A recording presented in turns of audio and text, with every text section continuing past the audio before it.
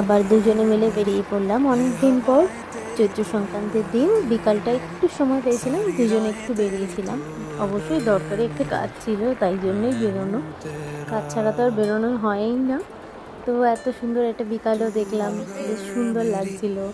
আমরা গেছিলাম আর একটু ঘুরতে মঙ্গল পাণ্ডে পার্কে। ওখানে অনেক ভিডিও দেখেছি, ওখানে একটা ক্যাফে কাম রেস্টুরেন্ট এটা হয়েছে, এই যে রেস্টুরেন্টটা। তো এখানে পরিবেশটা বেশ ভালোই লাগছিল, কিন্তু একদমই হাওয়া দিচ্ছিল না, খুব গরম লাগছিল ওখানে। মানে কেন জানি না, গঙ্গার পাড়ে তবুও খুব গরম লাগছিল। একটু বসার পর ওখানে একটু ফ্যানের হাওয়াতে বসার পর একটু গাটা ঠান্ডা হয়।